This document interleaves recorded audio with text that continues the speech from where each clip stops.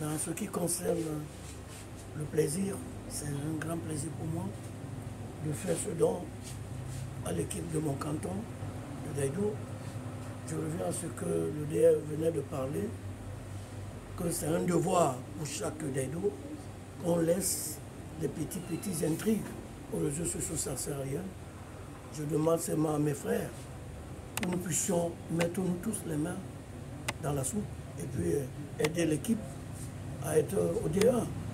Et je dis aussi Dieu merci à lui de revenir encore cette année, c'est un grand plaisir. Et il peut compter sur moi, ça, je le dis sincèrement. Merci. Est-ce qu'on peut revenir sur la nature du don offert au Léopard? Oui, ça c'est... Vous voyez, il y a 30 ballons, il y a les gouttes pour chaque joueur, et il y a les plots, 80 plots, il y a 2 jeux maillots qui vont venir, parce qu'il y a un petit retard avec le conteneur, mais d'ici le mois prochain, avant la fin du mois, on va remettre les maillots aux responsables de l'équipe.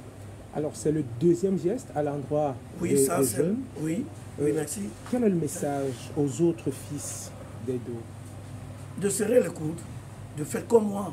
C'est pas parce que certains pensent qu'on a beaucoup d'argent, non. J'ai une grande famille aussi à élever, mais je le fais avec mon cœur et surtout le plaisir de notre village. Merci. Merci. Merci aussi à vous. Ok.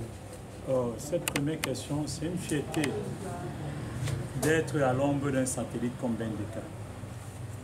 Donc pour moi, c'est une très grosse fierté de pouvoir revenir dans les responsabilités du canton à travers la passe d'un aîné qui a fait ses preuves dans d'autres domaines. Donc c'est encore un lourd apprentissage que je commence de niveau. À ce qui concerne les dons de M. Dissaquet, ça commence déjà à être régulier. Donc c'est une très bonne chose. Vous avez entendu tout à l'heure, je ne savais pas que c'est un vrai frère, que c'est un militaire. Parce que moi aussi je suis un militaire. Et nous les militaires, on sait faire les choses. Donc pensez à nous envoyer 30 ballons, c'est beaucoup pour la saison.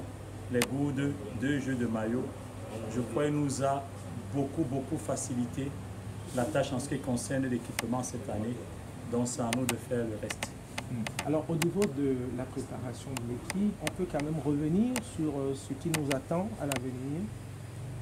Ce qui nous attend à l'avenir, pour l'instant, il y a un document, comme d'habitude, interne que vous avez dû lire, là où toute l'administration est là, sauf le coach. Donc en ce moment, nous sommes en train de travailler sur le coach. Dès que le coach est là, on reprend le tarmac. C'est-à-dire que Billet Tanga est en suspens? Billet Tanga n'est pas en suspens, il est parmi les postes en lice. Oui, il y a une shortlist. Pas une shortlist, une longue liste. Une longue liste. C'est Léoa qui va gérer pratiquement cette saison. Alors dorénavant, évitez de venir vers moi, passez plutôt vers lui. Pourquoi ce choix? Mais simplement parce que je pense qu'avec lui, j'ai une épaule sur laquelle reposer ma tête en cas de blues ou en cas de fatigue. Lui restera là pour fixer son regard vers l'objectif que nous nous sommes fixés, c'est-à-dire éventuellement aller en D1. Alors je pense que pour moi, it's the right man in the right way. Ça me donne la possibilité de, en cas de fatigue, que je pose ma tête sur son épaule, que la pirogue continue. Est-ce qu'on n'a pas l'impression que vous cédez aux caprices des uns et des autres? Ça dépend de ce que vous appelez caprice. Mais une chose est évidente, c'est que je n'ai pas le monopole du savoir, mais j'ai besoin d'être entouré de gens qui sont capables de me dire de face que grand, voici plutôt le chemin à suivre. S'il a raison, je le suis. S'il n'a pas raison, on débat. C'est ça le propre du Daïdo. Ce n'est pas dans les réseaux sociaux qu'on dirige une équipe. Donc, avec lui, je pense que je peux éventuellement me sentir, entre guillemets, protégé.